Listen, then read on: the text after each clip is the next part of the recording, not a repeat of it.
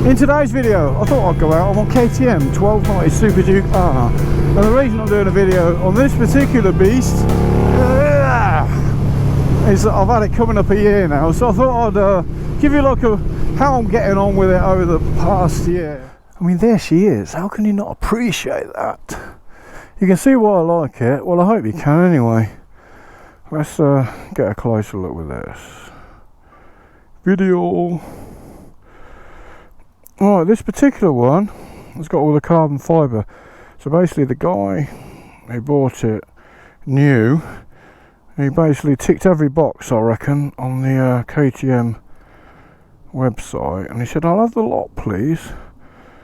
So, excuse the tail tidy. I know, saving up.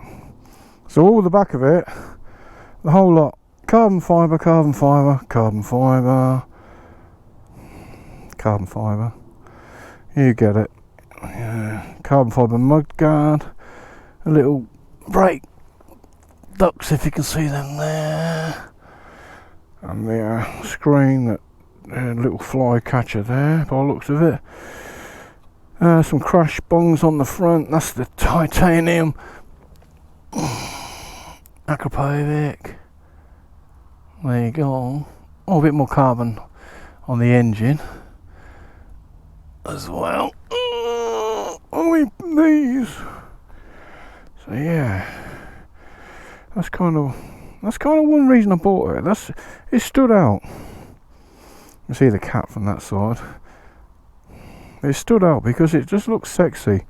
I have got all the standard stuff. I've got 3 big boxes at home with all the standard gubbins in there. So all the fairings, standard pipe, bloody blah. I've got it all as well. So that was the main reason I bought this bike, because I'm like, look at it, just look at it. Impulse purchase, but I'm very pleased with it. Anyway, let's go back on for a ride.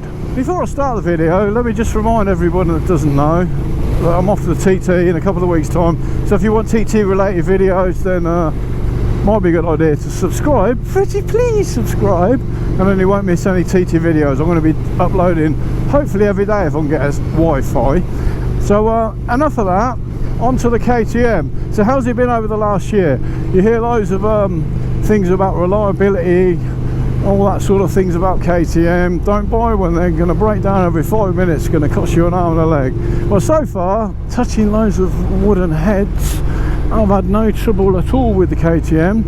I've not rode it a great deal, probably done about 2,000 miles on it, so yeah, it's not like it's been out in all weathers, all times of year, because it hasn't. It's basically been rode infrequently on nice sunny days like this, which we don't get a lot of, to be honest. So how am I getting on with it then? It's frantic. It's frantic as hell. Bear in mind, I'm quite old, and I probably should have had this bike about 30 years ago if it existed, and I might be able to get a little bit more perform. I'll get onto the suspension in a minute.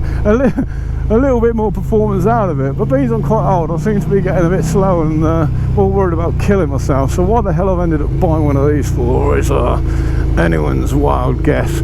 But I have bought one, and am I pleased that I bought it? Yes, I am very pleased that I bought it. Do I want to ride it all the while? No.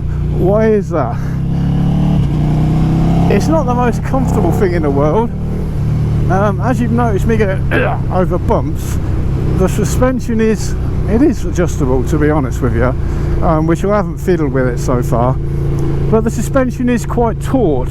It is a performance vehicle, so it's going to have like taut, stiff suspension, which if you're on a flat bit of road, it's quite epic. But real life riding around these little villages, this is the village of Hollowell, by the way, where I've rode through many times doing videos, and I always mention, I'm going to do it again, this is where I was brought up as a small child. Excellent place with a lot of memories, this place. Anyway, back to the KTM. Drain cover there. Oh, you fighter. There's my old house there. My old house was there. In fact, there's still my old house, where I was brought up as a small child. Just there, that was our field. Oh, lovely times. I love this little village. No pub, no shop. No wonder we were skinny. You had to push bike like 2 miles that way to Guilsborough to get 10 pence worth of sweets. So you burnt 1,000 calories to get maybe 500 back. So it was in a calorie deficit. So that's the suspension done. Suspension's nice and hard. Not the best roads for this. Good job I got my extra cupping pants on today, otherwise I'll be squashing my always the left one, to be honest, never the right. I don't know, I think it was got a slight hanging issue off camber testicles. The handling as well, it's razor sharp. To be honest, again, going back to it's a performance vehicle, what do you expect? Where shall I go? I'm going to go right again, sod it, I don't know where I'm going. I never plan a route, just go out and ride. So the riding, handling, the riding style is very precise. So the minimum input to the bars, then you do tend to change direction razor sharp. It's a scalpel, it's a fighter pilot. So coming off the GS, because I ride the GS quite a lot, and you kind of get used to obviously riding that a lot of miles, that I say a lot for me, miles that I do. When if I can overtake somebody, I've never overtook anyone. Push bike, does that count or not? I've got to give him 2 meters. I think this ride's like 2 meters wide. Because I ride the GS, and that in comparison is very big and wallowy. It's like an armchair, whereas this is like a fighter pilot. So it does take a little bit of adjusting when you haven't rode this for a few weeks and you've been riding the GS and you get on this and it is literally chalk and cheese. Now that is one reason that I did buy the bike, because it is so different to what I've got. Right, this is Guilsborough. That's Guilsborough Church, straight ahead. Please let me come around that corner like now. See that? I'm just like committed and don't come around that corner, and as soon as I get like an inch out, they come round. The riding position, because I'm 6'1" and quite a lanky specimen, it's not really canter forward on it. I am canter forward a little bit, not sports bikes canter forward like, how long, but nevertheless I'm canter forward. And I do find that when I'm riding at slow speeds, it's not wristy on me, it's palms on my hand, and the palms on my hand are pressing on the bars. Thank you. And that does make my hands a little bit numb. I mean, a lot of that's an age thing as well as a lanky thing as well, so it might be completely different to yourself. My bottom half, my legs are quite tucked, so it's quite an aggressive riding style, which again is no bad thing. It's just an observation. If I'm going on a long trip, there's no way I'd want to go on this, because it is a little bit uncomfortable after a while. I mean, I'm only probably 15 miles away from my house, so you know, I don't want to be going miles on this. I'll go on the GS. Has he let me go? At least tell me he let me go. Thank you, mate.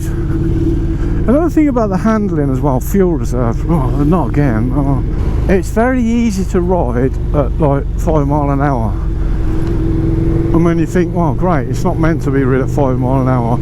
But what I mean by that is when you're creeping along in traffic that's pretty much stationary, stop-start, it's very natural and easy to go in a razor shut-up straight line with no wobble at all. It's just effortless for that.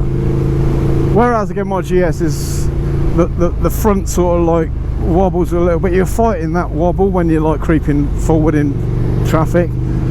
So this is nice, and it being quite narrow, it's a lot easier around town to sort of sneak in little gaps to do some filtering and stuff. So that's a good plus point for it.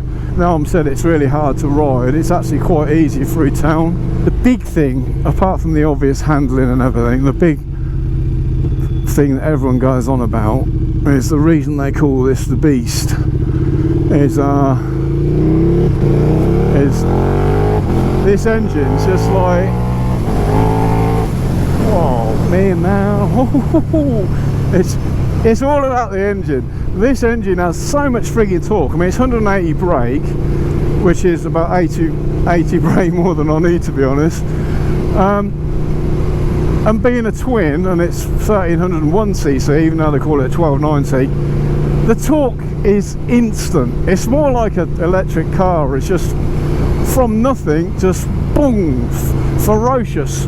And you don't need to rev it. You can be quite lazy with the throttle and short shift, and it's all about the engine. It's frantic. It's hard to keep the front wheel down. I'm not a wheelie king, to be honest, so I push you out a little bit of doing wheelies. But yeah, if you're good at doing wheelies, I imagine you're never going to wear your front tyre out, because you're always going to be on the rear tyre. So yes, it is all about the engine. The sound of the engine as well, I mean, I quite like it. It's no V4. I still reckon the Tuono V4, closely followed by the R1 stroke NC10, whatever. I still think they're the best sounding engines. But again, personal preference. This, as you've already seen by the video, has a full Akrapovic system on. I've still got the what do you call it, catalytic converter, so I've still got the cat on it, which will take out a bit of the noise, which is a good thing, to be honest, because this is loud enough. I definitely wouldn't want any noise on this. This is plenty noise enough. If I'm out on the GS, no one really takes much notice of me. I can ride through town and no one really bats an eyelid. If I'm on this, you tend to get like 14-year-old boys wanting you to wheelie or rev it as well. So yeah, if you're into impressing 14-year-old boys, then get one of these. You'll go down a storm. I mean, it wasn't my first intentions when I bought it, honestly, officer. But yeah, you tend to get a lot of attention from like teenagers and stuff. They all like this sort of thing, obviously. Which brings me on to the looks of the bike. When I first bought this bike, I kind of looked at a few. I wasn't really in the market for another bike, but it was always, you know, or maybe if I see something I fancy, I might get it, but I don't really need it. And then this came into view, and I thought, oh, you know what, I quite like this. It looks different. I like the orange trellis frame. I like the styling of the bike, because it doesn't look like anything else. You immediately know it's a KTM. It doesn't look like a generic Japanese machine, and it hasn't got the price tag of things like Ducatis, which in their own right are stunning, but you're paying big dollar for stunningness, is what I found. So if you want something that looks good, not quite Ducati good, but it's probably half the price or even less than that.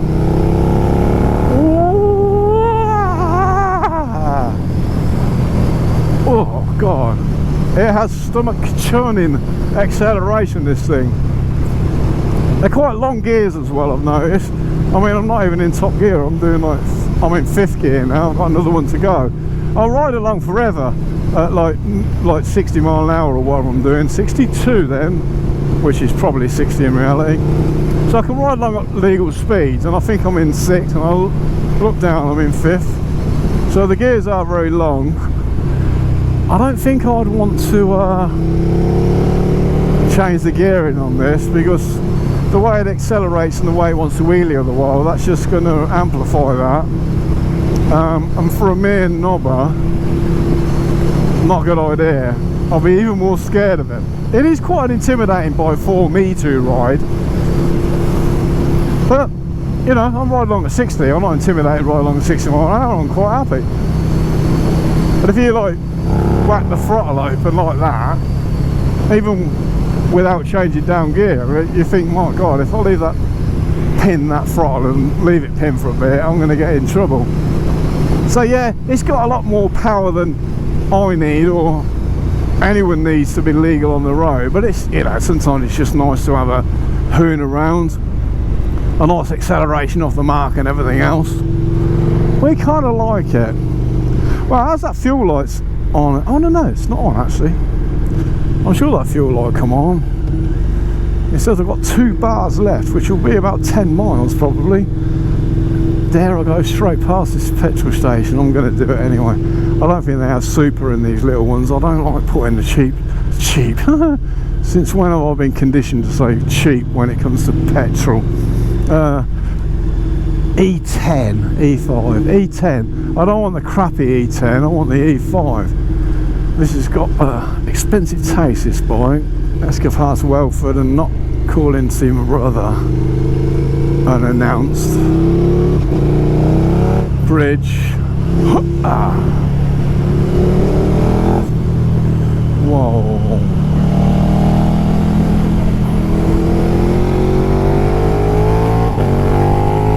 Whoa, my God. Yeah. So this is a bike that I bought just to go out on these little hoons around the twisty A and B roads, I suppose. Alright, it's a bit excessive. Did I need it? No. Am I glad I bought it? Yes.